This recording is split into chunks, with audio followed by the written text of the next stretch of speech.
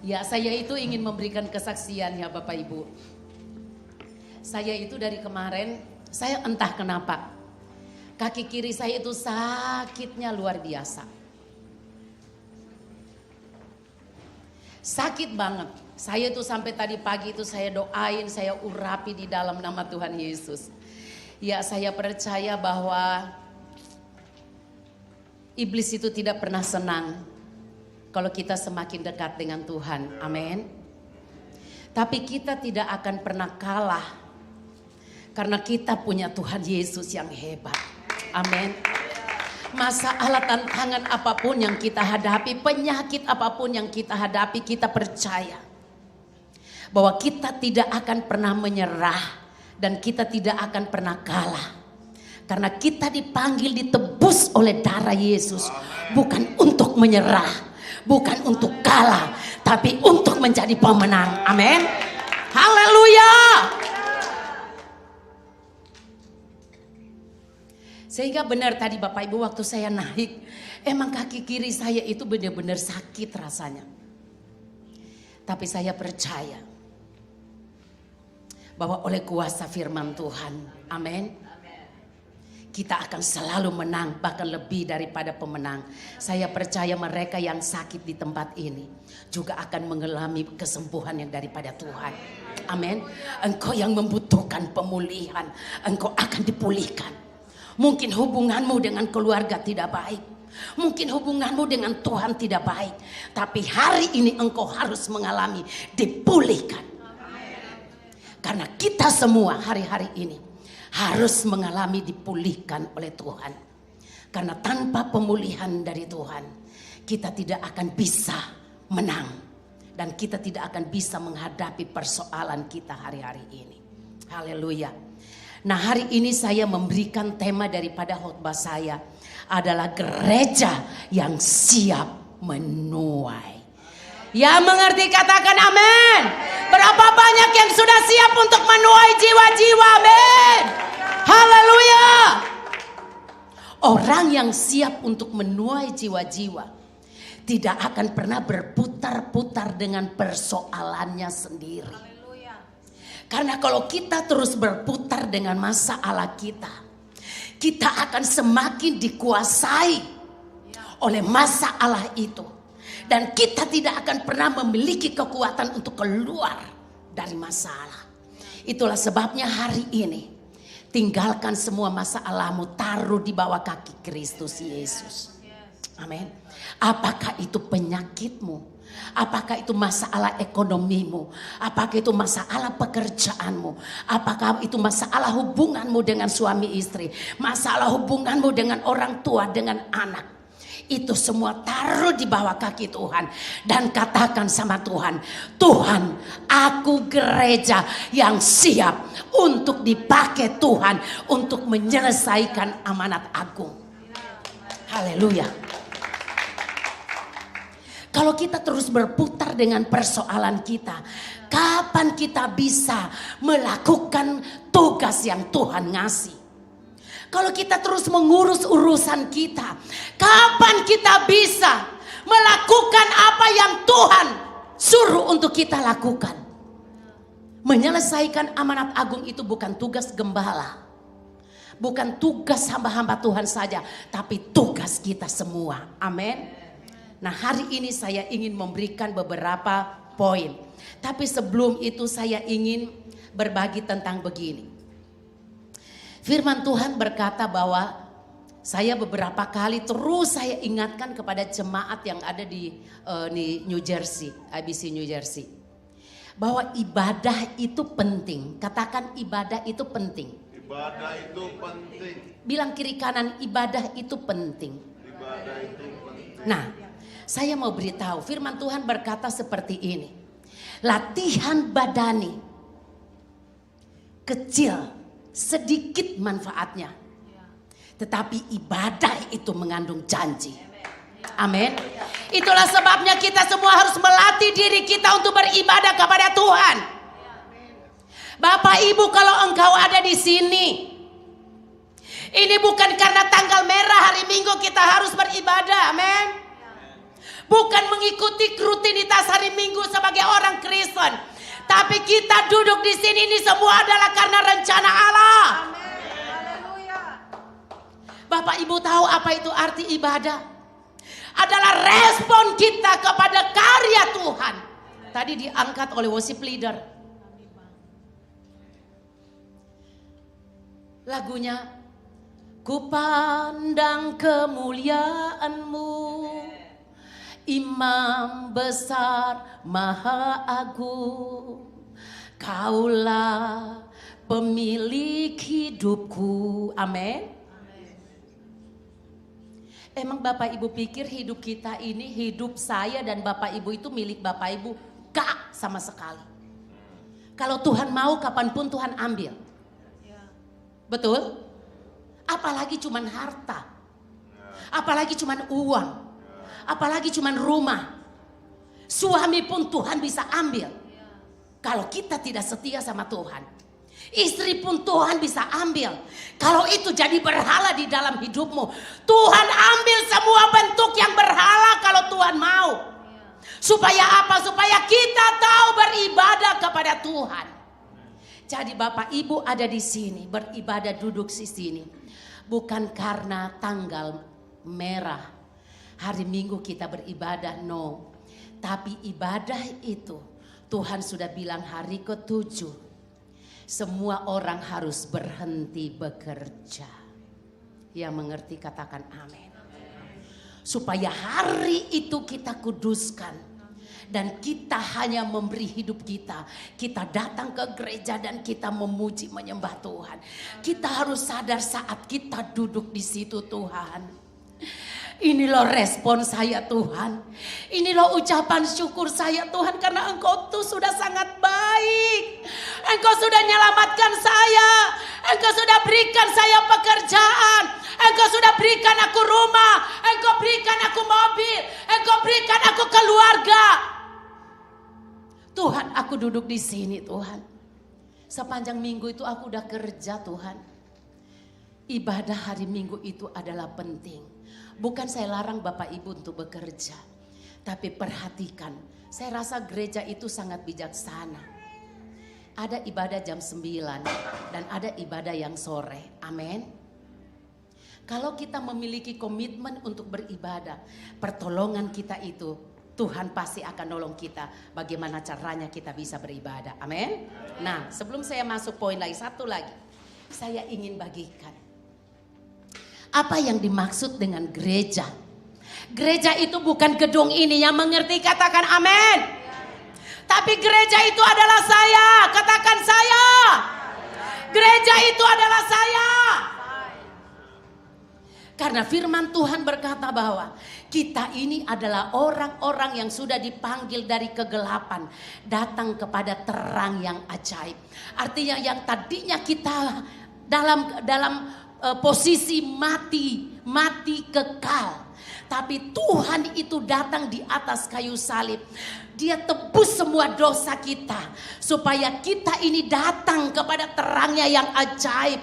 Artinya kita ini sudah menjadi miliknya Tuhan. Amen. Kita ini gereja, itu yang dimaksud dengan gereja.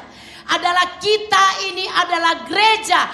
Di mana ada Allah tinggal di dalam saya dan Bapak Ibu. Dan gereja arti yang kedua adalah komunitas. Orang-orang yang berkumpul yang keluar dari kegelapan.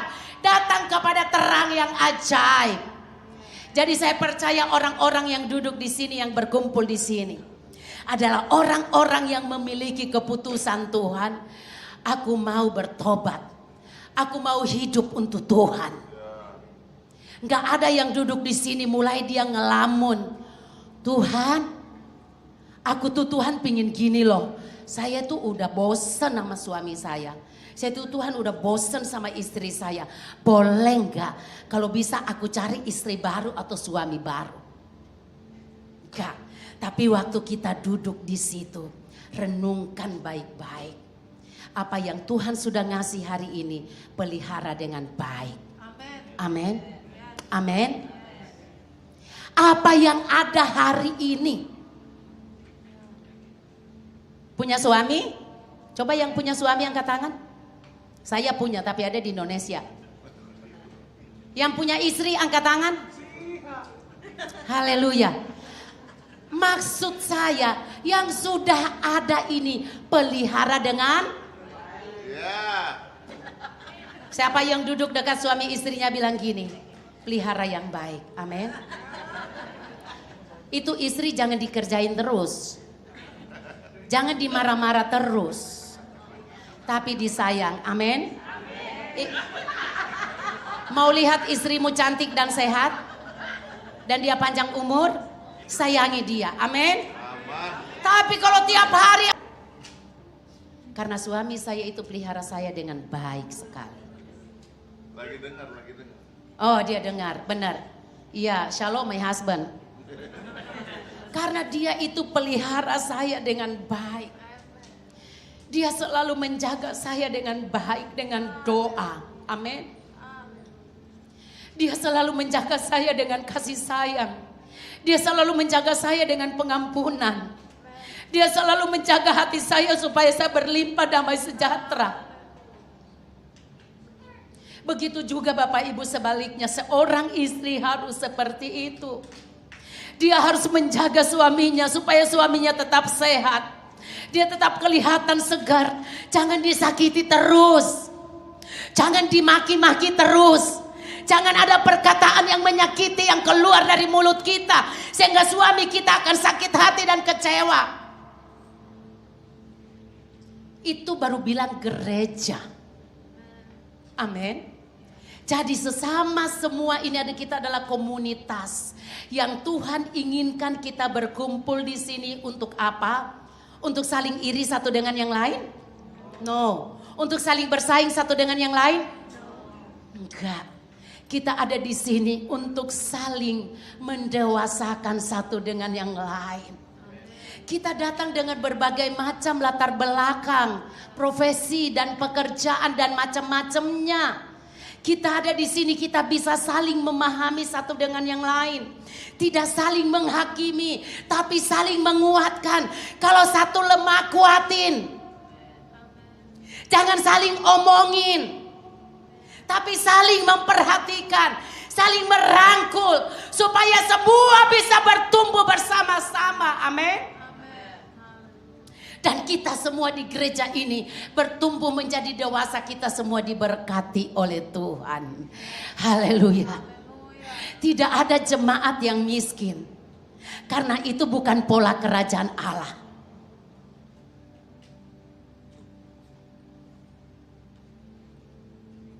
Haleluya. Nah, itulah sebabnya hari ini saya ingin mengatakan, kita ini adalah gereja yang sudah siap untuk menuai. Bukan berarti Bapak Ibu gak punya persoalan. Saya juga punya persoalan. Tidak ada manusia hidup tanpa punya persoalan. Ada yang ingin bebas dari persoalan? Coba angkat tangannya. Angkat tangan. Ada yang mau bebas? Tuhan, aku mah gak mau masalah lagi. Didoain biar pulang hari ini ke rumah Bapak di surga. Amin. Tapi kita itu bersyukur. Kita selalu dikasih masalah sama Tuhan. Berarti kita masih diberikan umur yang panjang. Amin. Haleluya. Untuk apa? Untuk melatih diri kita. Supaya kita akhirnya sama seperti Kristus. Luar biasa. Jadi kalau ada masalah gak perlu bersungut-sungut. Bilang jangan bersungut-sungut. Karena masalah itu adalah tanda Tuhan sayang sama kita. Dan Tuhan masih berikan kita kesempatan yang panjang untuk hidup. Hidup untuk apa? Untuk melakukan kehendak Tuhan. Saya rindu kita lihat satu ayat dalam firman Tuhan.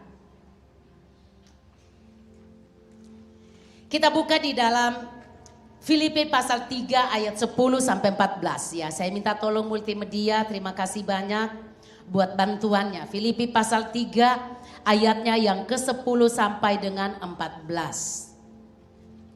Ya, kita bisa baca bersama-sama. Ya, bisa ayatnya digedein? Oke, saya balik belakang aja. Semua baca Alkitab, amin. Siapa yang sudah baca Alkitab pagi ini? Boleh angkat tangan? Ya Bapak Ibu Gembala mah nggak usah. Pasti baca. Masa nggak baca, bener nggak? Ya, yang sudah baca Alkitab pagi ini, oke. Belum, ya? Siapa yang pasti baca Alkitab setiap hari? Ya, karena kadang-kadang bolong, bener nggak? Ya gitu. Oke, kita baca ayatnya yang ke-10 sampai dengan 14, 23. Yang ku kehendaki ialah mengenal Dia dan kuasa kebangkitannya dan persekutuan dalam penderitaannya, di mana aku menjadi serupa dengan Dia dalam kematiannya, supaya aku akhirnya beroleh kebangkitan dari antara orang mati. 12. Bukan seolah-olah aku telah memperoleh hal ini atau telah sempurna, melainkan aku mengejarnya kalau aku dapat juga menangkapnya, karena aku pun telah ditangkap oleh Kristus Yesus. 13. Saudara-saudara, aku sendiri tidak menganggap bahwa aku telah menangkapnya, tetapi ini yang ku kehendaki, yang kulakukan. Aku melupakan apa yang telah di belakangku dan mengarahkan diri kepada apa yang di hadapanku. 14. Dan berlari-lari kepada tujuan untuk memperoleh hadiah, yaitu panggilan sorgawi dari Allah dalam Kristus Yesus.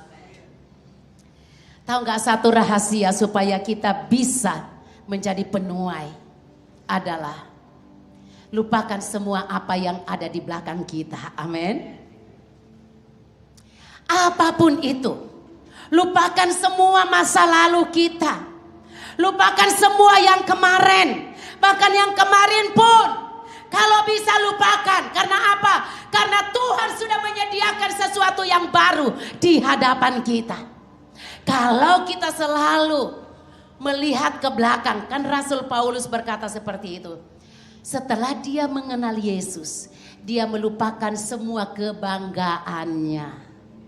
Dia lupakan semua harta dunia. Paulus itu adalah orang yang paling sempurna di dalam melakukan aturan-aturan di dalam orang-orang Yahudi, di dalam Taurat.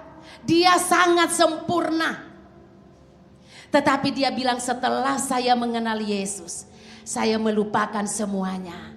Karena Yesus itu teramat jauh lebih luar biasa, lebih hebat, lebih dahsyat daripada semua yang ada di belakang. Amin. Haleluya. Yesus itu hebat daripada kekayaanmu. Apa sih itu kekayaanmu? Gak ada artinya. Kalau Tuhan tiup, terbang. Itulah sebabnya kita diajar oleh firman Tuhan, supaya kita melupakan apa yang ada di belakang dan kita berlari-lari kepada tujuan, yaitu yang Tuhan kerjakan, panggilan Tuhan yang ada di dalam kita. Rasul Paulus berkata, Paulus itu dia mengejar, dia bilang, siapa tahu aku bisa menangkapnya. Tahu nggak apa yang dimaksud oleh firman Tuhan?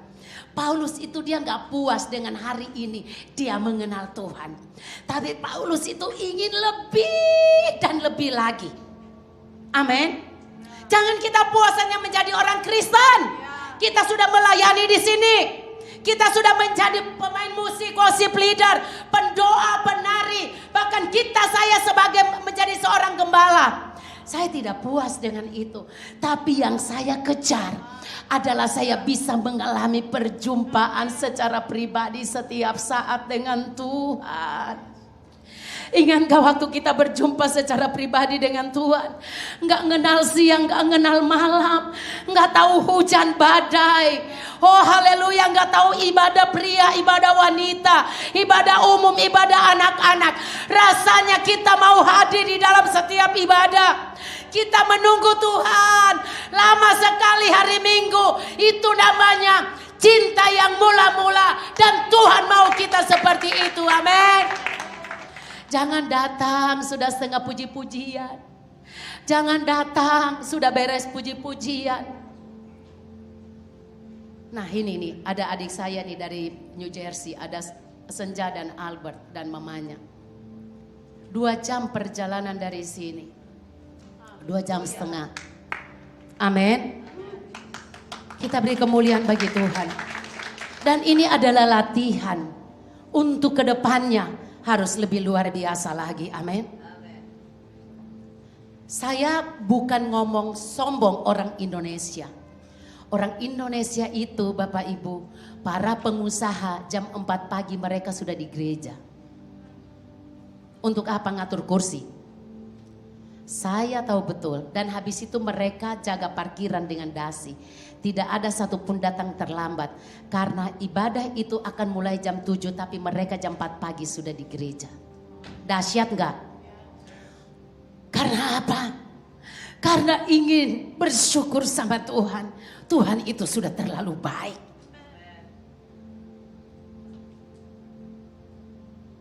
Kita melupakan semua apa yang ada di belakang kita. Dan kita berlari-lari kepada tujuan. Makasih my sister. Ini tuh sangat luar biasa. Dan semua jemaat, satu ayat lagi. Coba lihat di dalam 1 Timotius 3 ayat 14 sampai 16. Ya, saya minta tolong lagi multimedia. 1 Timotius pasalnya yang ketiga. Ayat 14 sampai 16. Oke, kalau sudah ketemu. Kita baca sama-sama. 2, 3. Semuanya itu kutuliskan kepadamu walaupun kuharap segera dapat mengunjungi engkau. Jadi jika aku terlambat, ini surat Rasul Paulus yang dikasih sama Timotius. Supaya Timotius itu ngajarin jemaat-jemaat yang dia kunjungin. Ayat 15, jadi jika aku terlambat kata Paulus, sudahlah engkau tahu bagaimana orang harus hidup sebagai keluarga Allah. yakni jemaat dari Allah yang hidup, tiang penopang dan dasar kebenaran, amin. Sampai di sini. Apa yang dimaksud oleh firman Tuhan? Semua jemaat yang ada di sini, nggak ada yang datang hanya masa bodoh, udahlah habis ibadah, udahlah pulang gitu ya, enggak. Tapi kita datang di sini, kita tahu bahwa kita harus menjadi tiang penopang bagi di mana gereja ini untuk kita semua bisa melayani. Amin. Engkau harus menjadi tiang penopang. Mau dengan uangmu, amin. Mau tenagamu, mau keahlianmu, pergunakan semua untuk membangun gereja ini. Amin. Bukan datang di sini lihat kekurangan orang. Si pengerja itu mah dia begitu, nggak perlu. Tapi kalau kita satu orang saja bisa menjadi tiang penopang, maka dia bisa pengaruhi yang lain. Amin. 2 dia bisa pengaruhi jadi 5. Akhirnya semua yang ada di sini bisa pengaruhi 300 orang. Bisa menjadi penyokong bagi terus bangkitnya gereja ini untuk menyelesaikan amanat agung. Amin. Jangan datang di sini capek deh, nggak cocok. Saya mau keluar. Itu mah orang nggak usah urusin orang begitu, amin. Ya udah pergi saja. Saya jujur. Maaf, saya harus bilang. Saya kalau ada orang yang sudah dilatih, yang sudah dididik, ya, yang udah diperhatiin, kemudian dia nggak pernah puas, sungut terus, protes terus kerjanya. Udah dikasih tugas jadi pengerja, ingin jadi gembala. Masih ada gembala saudara di sini. Saya begitu. Ingat, di sini tuh ada gembala. Belum waktunya Anda jadi gembala dan belum tentu Anda sanggup menjadi gembala. Emang jadi gembala enak? Jadi kita harus semua bisa menjadi tiang penopang yang mengerti, katakan amin.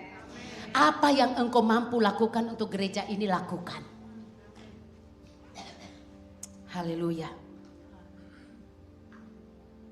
Supaya kita benar-benar bisa menjadi gereja yang siap menuai. Berapa banyak yang sudah siap menuai?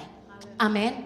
Mau di lingkungan rumah, mau di pekerjaan, mau di pabrik, mau di toko, dimanapun kita berada, kita bisa menjadi penuai jiwa untuk kemuliaan bagi nama Tuhan. Jadi jangan kita pikir gini, malaslah aku bersaksi, malas aku. Nanti gembala yang senang, jemaat banyak, ya kita sih senang. Tetapi tahu nggak, yang menerima upah itu adalah Anda. Yang membawa jiwa untuk Tuhan, amin. Ya jangan sampai Anda tidak pernah membawa jiwa sama Tuhan, nggak punya mahkota. Nggak sulit sebenarnya kita untuk menuai jiwa. Nih suami saya dengar, kami kan di pabrik, saya kalau udah bersaksi, selesai. Yang suka kawin saya bilang begini, udah cukup ya, jangan kawin-kawin lagi, jangan tambah-tambah istri lagi. Orang lain tuh takut bicara, tapi saya tahu saya ada roh Allah di dalam dan saya bisa menaklukkan dia. Dan dia bilang, iya Bu, benar, sudah cukup 3. Satu aja pusingnya luar biasa, benar nggak? Jadi kalau yang seperti model seperti itu, kalau ada, aduh saya udah capek deh sama kamu gitu ya. Coba perbanyak untuk ngobrol-ngobrol sama suami istri, amin.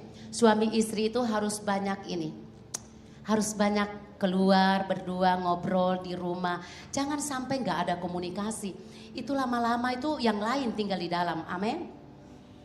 Jadi kita itu suami istri kalau terus mau ada kemesraan, ya tetap kita sepadan, ya kita masih bisa saling sayang, masih hangat rasanya, ya. Jangan istri bilang, aduh udah gak hangat nih suami saya mau cari yang hangat-hangat deh. Nah, Ke dapur. kalau gak pergi ke dapur sana. Nah seperti itu. Kita ini harus bisa menjaga pernikahan kita dengan apa? Dengan kasih Kristus dan komunikasi yang baik. Jangan putus komunikasi. Amin. Ya belajarlah. Ya. Di sini ini kan paling rawan yang di Amerika, bener nggak? Paling rawan, paling mudah untuk ganti. Lah ini bukan rahasia, bener nggak? Paling gampang. Tapi cobalah belajar. Komunikasi dengan istri, ya sekali-kali lah gitu. Ya istri manja-manja, kalau udah lihat dia udah mukanya udah jutek, udah muak liatnya, udah dekatin aja, peluk dari perut. Hai sayang, sekalipun tuh, gitu ya. Tapi kita mencoba, amin.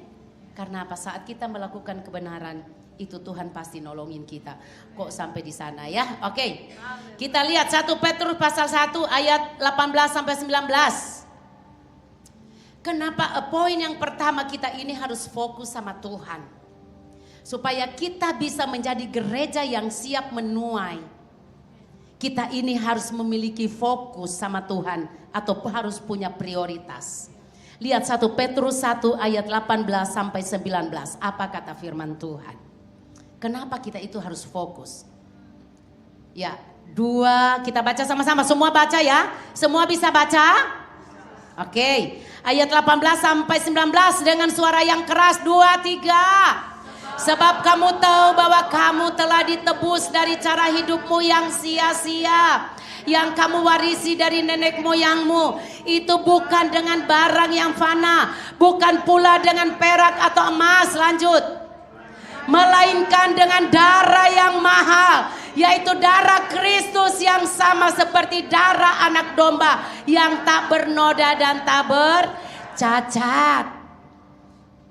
Hal yang pertama kenapa kita harus fokus sama Tuhan?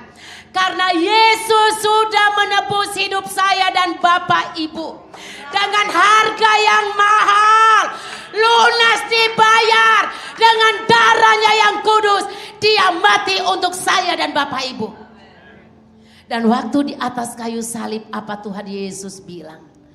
Semua sudah selesai. Artinya, nih, kita waktu percaya sama Tuhan Yesus, menerima Dia sebagai Tuhan dan Juru Selamat, Semua itu Tuhan sudah selesaikan bagi kita. Pertama, keselamatan itu sudah pasti oke. Dikatakan bukan dengan barang yang fana, bukan dengan emas dan perak, tapi dengan darah Yesus. Lunas lagi. Lunas. Tuhan Yesus itu gak ngutang sama iblis. Sudah lunas dibayar.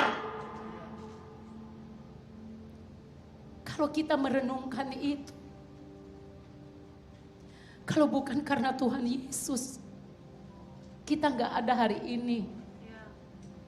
Kalau bukan karena Tuhan, kau tidak punya pasangan hidup.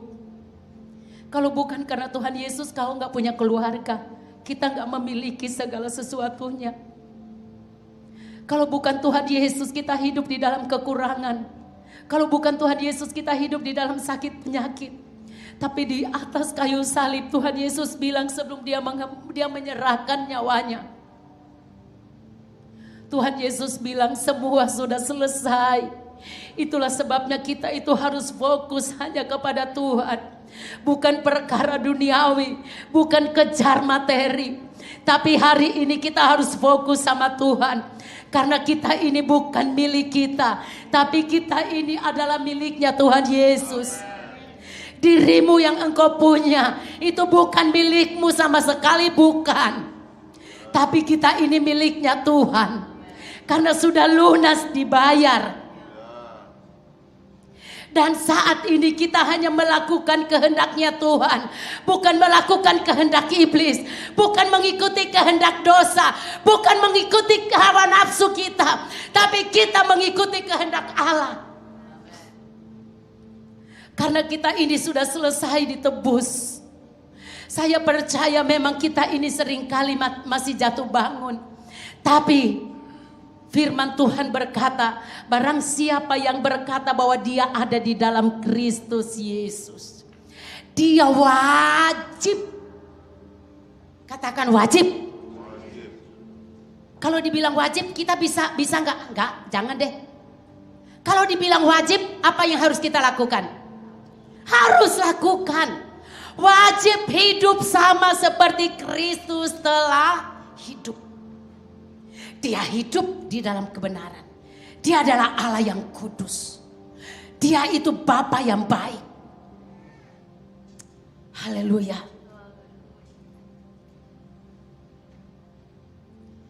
Ayat 20, ia telah dipilih sebelum dunia dijadikan, tetapi karena kamu baru menyatakan dirinya pada zaman akhir. Hari-hari ini adalah bahagian kita. Ingat, kita itu harus fokus sama Tuhan. Karena kita ini bukan milik Tuhan. Udah berhenti. Kita bukan dilarang bekerja, tapi harus kerja keras. Amin. Bukan kerja banting tulang, tapi kerja keras. Kerja keras itu artinya kita kerja dengan benar. Amin. Jangan banting tulang. Kalau banting tulang mah kita gak fokus sama Tuhan.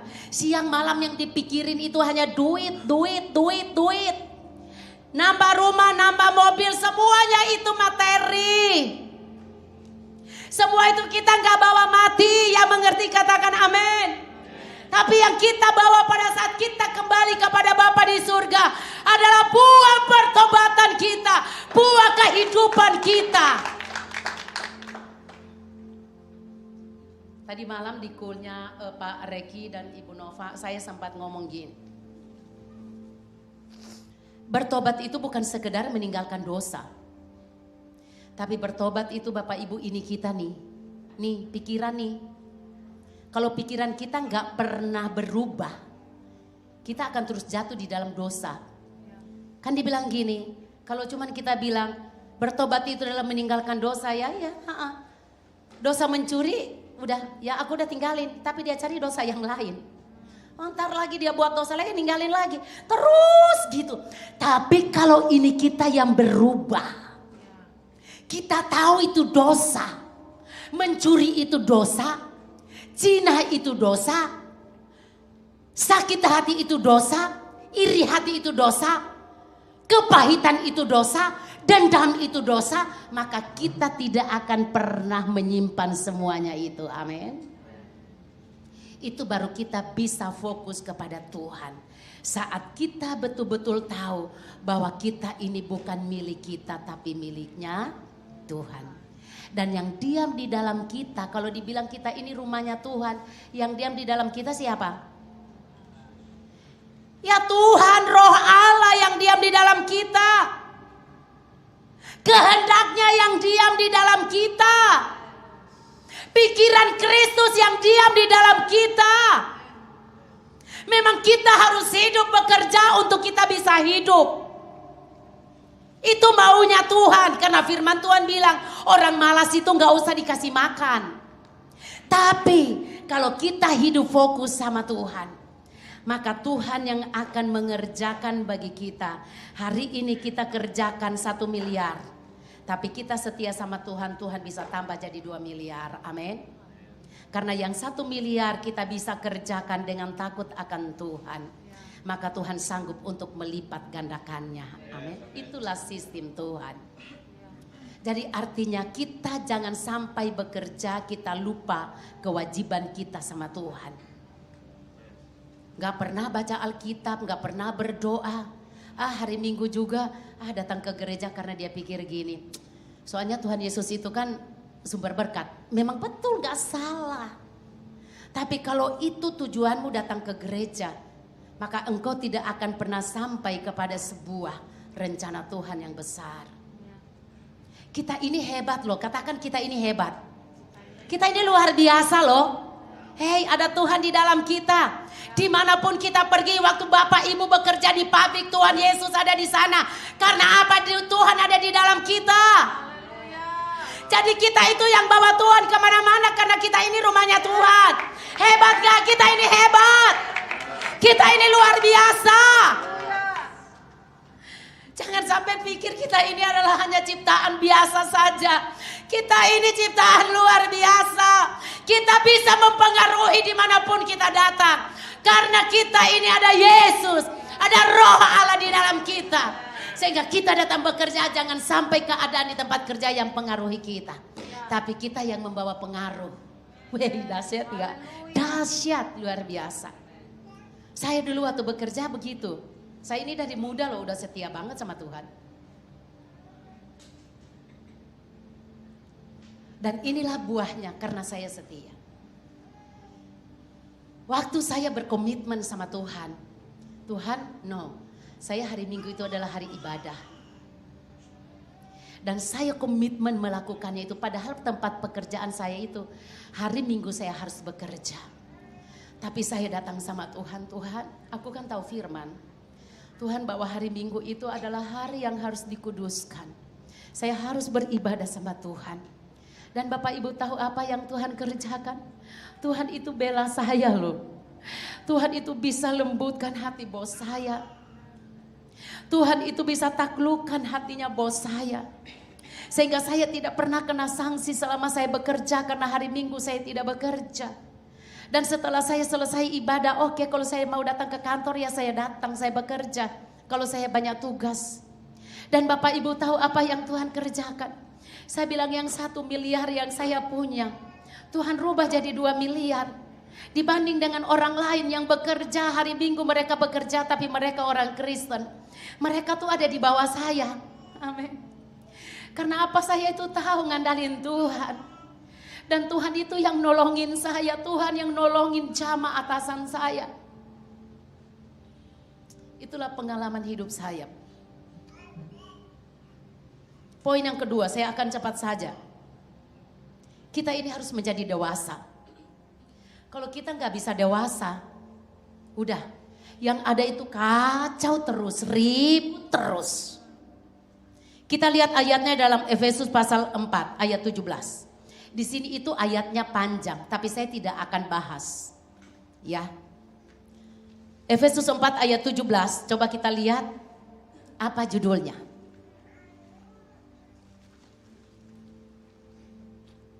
Oke, saya rindu kita lihat judulnya, bisa ditampilin judulnya tentang apa? Manusia baru.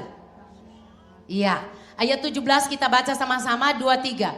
Sebab itu kukatakan dan kutegaskan ini kepadamu di dalam Tuhan. Jangan hidup lagi sama seperti orang-orang yang tidak mengenal Allah dengan pikirannya yang sia-sia. 18. Dan pengertiannya yang gelap. Jauh dari hidup persekutuan dengan Allah. Karena kebodohan yang ada di dalam mereka dan karena kedegilan hati mereka. Ini nanti Bapak Ibu baca di rumah. Ini adalah berbicara tentang orang-orang yang tidak dewasa. Yang hidup di dalam daging. Nanti baca dalam Galatia pasal 5 ayat 19. Apa itu perbuatan daging? Tapi firman Tuhan berkata di dalam Efesus pasalnya yang keempat ayat 17. Judulnya saja manusia yang baru. Amin. Kita sejak menerima Yesus sebagai Tuhan dan Juru Selamat, kita ini sudah harus menjadi ciptaan yang baru. Bukan wajah kita yang berubah. Tadinya hidung pesek kayak saya jadi mancung, bukan. Tadi rambutnya itu keriting jadi lurus, bukan itu manusia baru. Tetapi ciptaan yang baru adalah hati dan pikiranmu serta perkataanmu. Semua ini perkataan tentang kebenaran firman Allah. Tidak ada perkataan kotor. Pikiranmu tidak najis.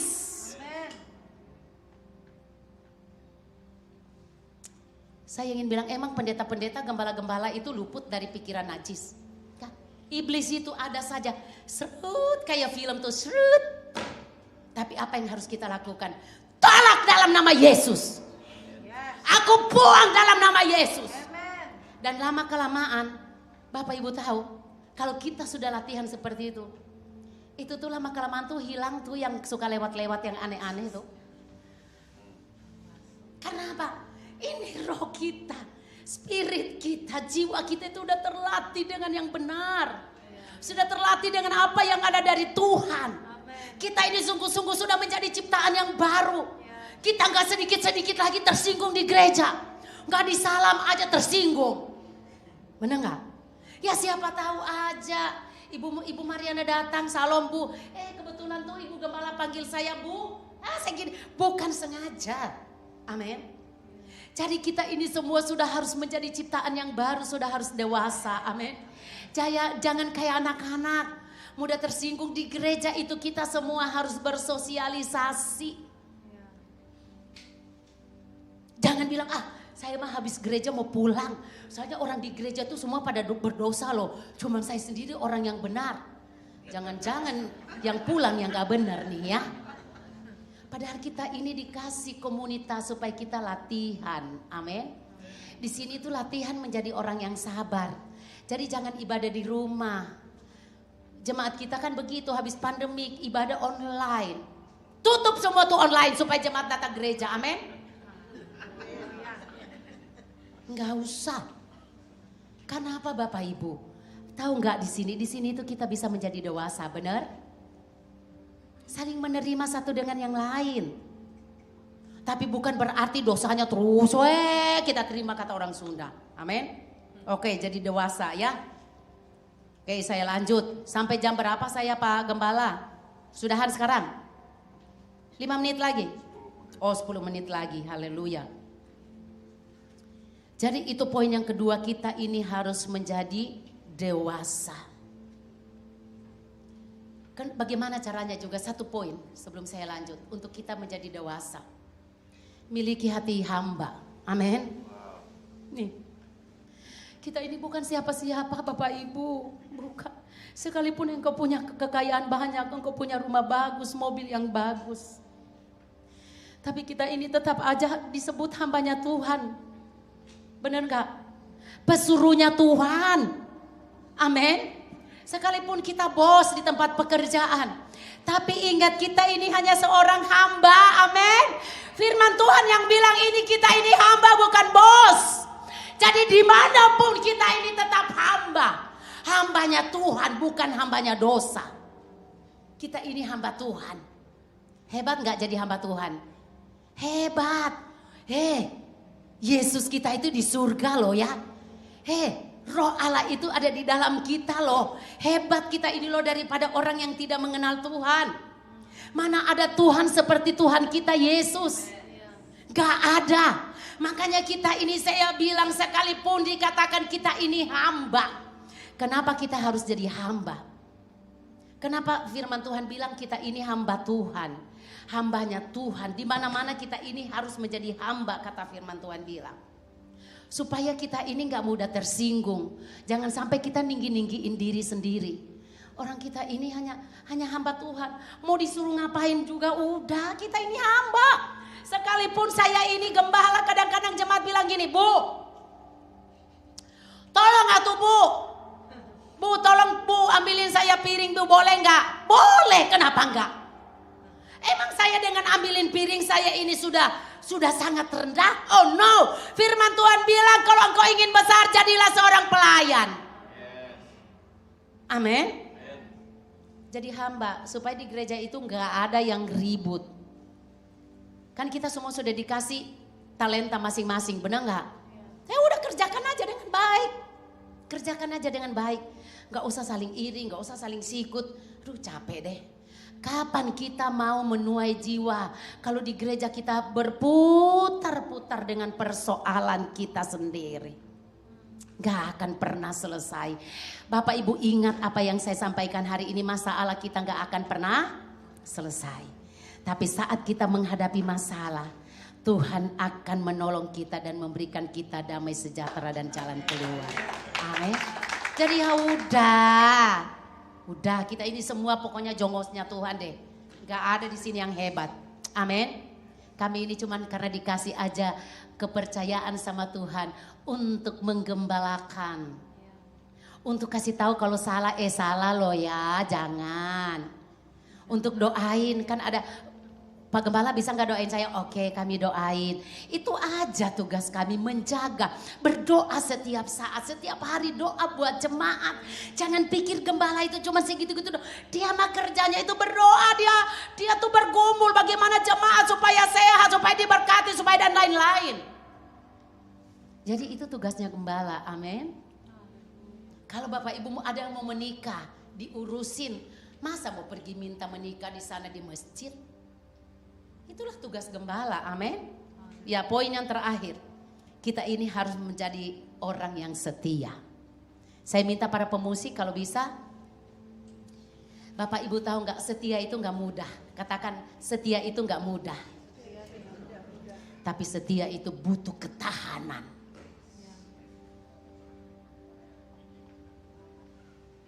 Saya itu ingat cerita Ruth, saya tidak akan baca lagi. Kenapa saya itu mau setia sama Tuhan?